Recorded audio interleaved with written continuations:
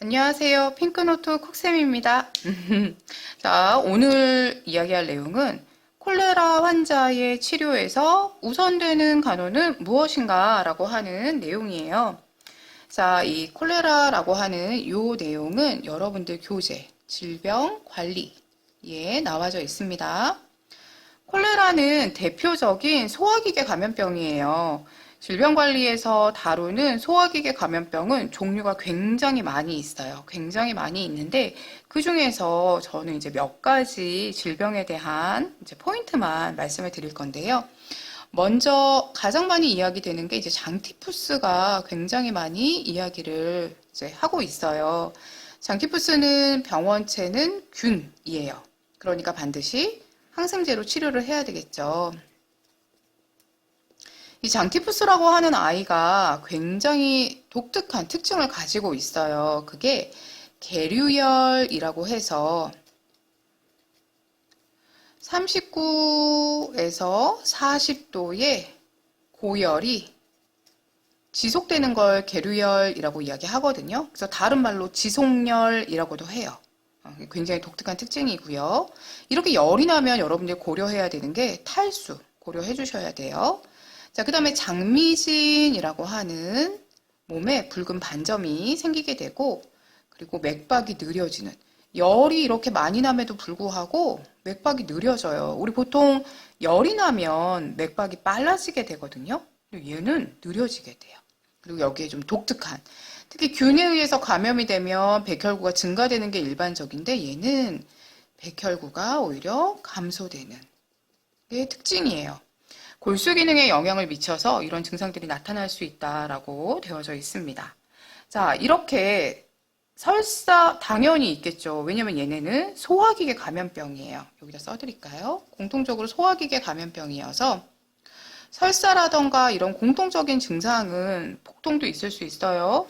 그런 증상들은 여러분들이 소화기계에서는 공통이야 이렇게 봐주시면 좋고 얘만의 독특한 특징을 봐주시는 게 오히려 도움이 많이 됩니다.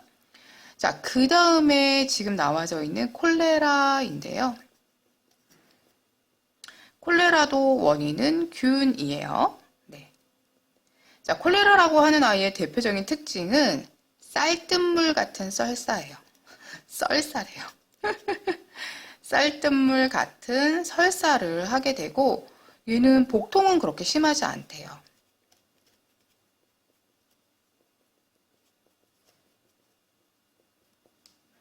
네. 그 다음에 대비적으로 많이 나오는 게 세균성 이질이에요. 세균성 이질이라고 하는 아이. 자, 세균이니까 당연히 얘도 균이죠. 네. 이 이질에는 굉장히 독특한 특징이 있는데 얘도 설사를 하기는 해요. 그런데 그 설사가 혈액이나 아니면 고름이 섞인 설사 하게 됩니다. 거기에다가 복통이 심하다는 게 또 이 아이의 특징이에요. 보통 질병관리에서 이런 병들을 물어볼 때에는 여러분들 이제 일반적으로 많이 이렇게 공통된 증상보다는 얘만의 독특한 특징 이런 것들을 보시는 게 훨씬 더 도움이 많이 되거든요. 그래서 어떤 특징들이 좀 얘는 독특한가라고 보시면 될 것 같고 그 다음에 많이 들어보셨나요? 장출혈성 대장균 감염증이에요. 햄버거병으로 더 유명해진 아이겠죠. 네.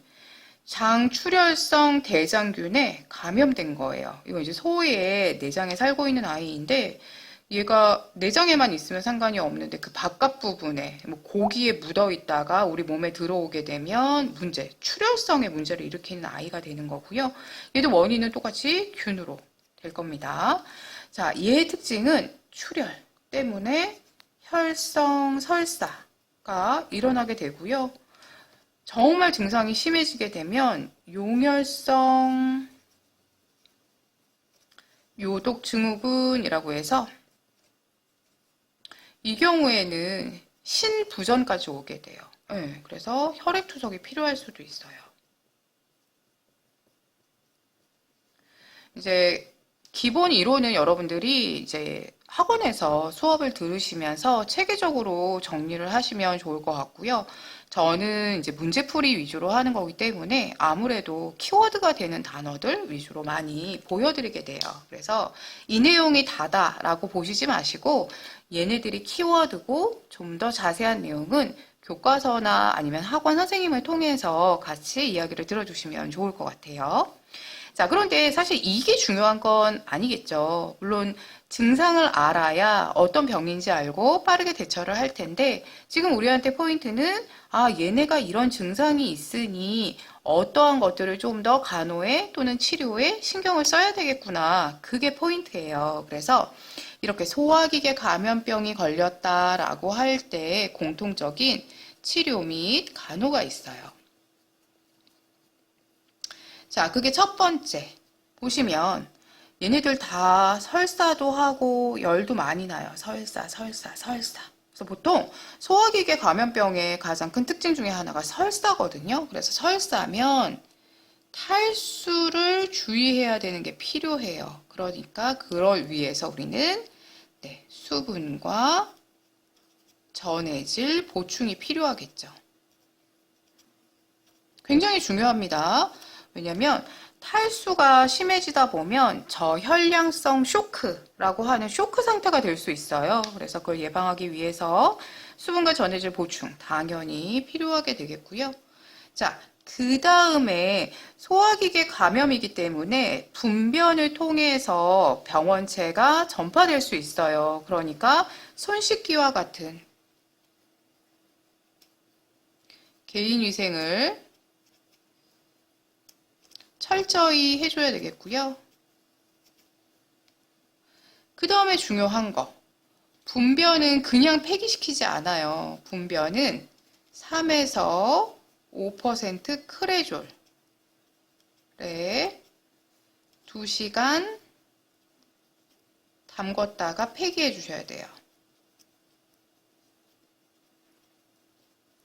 그리고 남은 음식물, 동물 사료로 쓰면 안 되는 것도 알고 계시죠? 그래서 남은 음식물 폐기해 주셔야 되고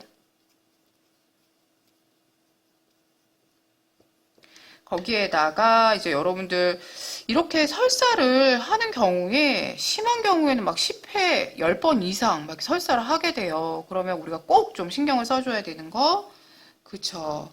항문이 굉장히 많이 아프겠죠. 그래서 항문 주위, 피부 간호도 신경을 써주시면 좋을 것 같아요.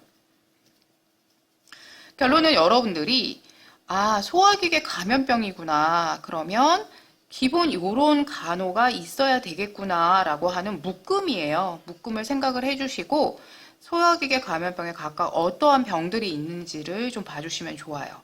예를 들어서 A형 간염이라고 하는 아이도 소화기계 감염병이긴 해요. 그런데 얘 같은 경우에는 심한 설사가 특징은 아니에요. 그래서 똑같은 소화기계라고 하더라도 이렇게 설사가 좀 특징인 아이들은 따로 나와져 있거든요. 그래서 그런 거를 좀 분류해서 보시면 도움이 되실 것 같아요.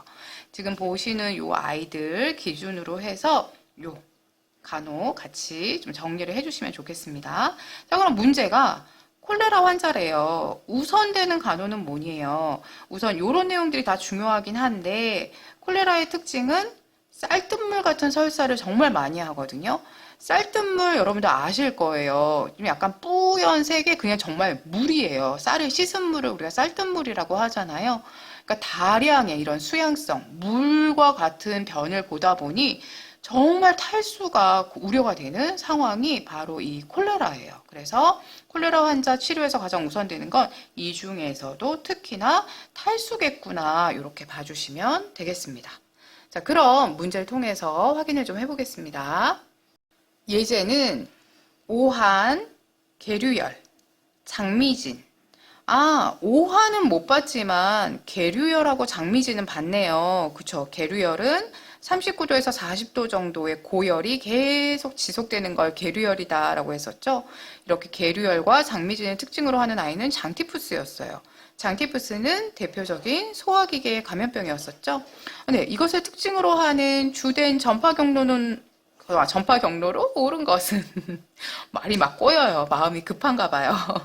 장티푸스라고 하는 아이 대표적인 소화기계 감염병이었네요. 그러니까 분변을 통해서 전파되는 경우들이 많겠죠.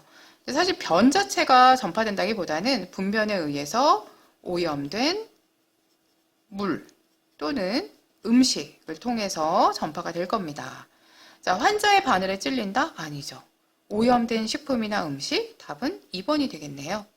환자의 혈액을 통해서 전파되는 건 대표적인 게 B형 간염, 그리고 C형 간염, 그리고 에이즈, 요런 아이들이 환자의 혈액을 통해서 전파가 되는 아이들이고요. 이 3번과 1번은 같은 개념으로 보셔도 돼요. 바늘에 찔렸다라고 하는 건 혈액을 통해서 전파되는 경로가 비슷하다라고 보셔도 되고요. 환자의 피부나 점막의 접촉을 통해서 요거는 대표적인 게 이제 성병이 대표적인 아이들이고요. 오염된 상처를 통해서 대표적인 병이 있죠. 파상풍. 네, 이렇게. 그래서 경로가 병에 따라서 다르다라는 거 알고 계실 거예요. 그래서 어떤 경로들을 갖고 있는지 답은 2번이고요. 자, A형 간염이래요. A형 간염은 대표적인 소화기계 감염병이죠.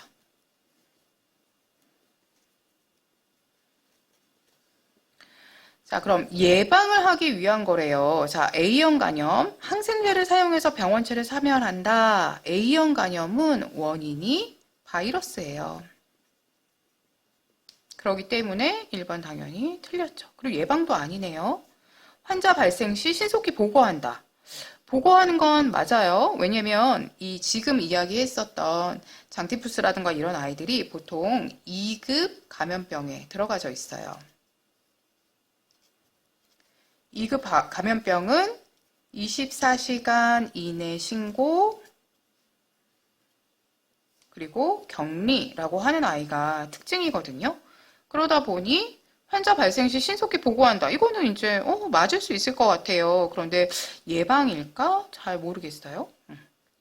식기를 구별하고 남은 음식은 재활용하지 않는다. 자, 소화기계 감염병의 가장 기본이죠.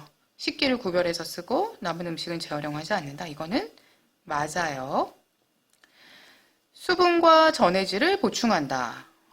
A형 간염 심한 탈수가 주 증상은 아니에요. 뭐 황달이라던가 이런 증상들이 보통 주 증상이 되는 아이인 거거든요. 그래서 수분과 전해질 보충 그리고 예방 이것도 약간 애매해요. 그죠? 팔이나 모기를 구제한다. A형 간염이 지금 보시면 소화기계잖아요. 소화기계 원인 중에 파리가 있기는 해요. 왜냐하면 오염된 물이나 음식을 사실 오염시키는 원인이 파리일 수도 있는데 이 A형 간염하고는 딱히 관계는 없거든요. 이건 좀 아니에요. 그러면 2번, 3번, 4번 중에 예방을 하기 위한 방법이다라고 했으니 답은 3번이 가장 정확하겠네요. 자, 보기들을 보다 보면 이건 좀 제가 일부러 헷갈리게 만들기도 했지만 굉장히 헷갈릴 때가 있어요. 그러면 이게 정말 내용이 정확한지 정확하지 않은지를 보기를 찬찬히 보시면서 좀 볼 필요가 있으세요. 왜냐면 와, 너 답이네 하고 딱 체크하고 끝났다가 뒤에 좀 더 정확한 문장들이 나와져 있는 경우가 있거든요. 그래서 언제나 1번부터 5번까지 꼼꼼히 문장을 확인한다라고 생각하시면 좋겠습니다. 도움이 되셨다면 구독과 좋아요 부탁드리겠습니다. 네. 이제 본격적으로 구독과 좋아요를 여러분들께 강조할 때가 오게 된 것 같아요. 네. 앞에 있는 자료들도 도움 되신다라면 많이 좀 봐주시고요. 앞으로도 도움이 될 수 있는 자료 많이 올리겠습니다. 감사합니다.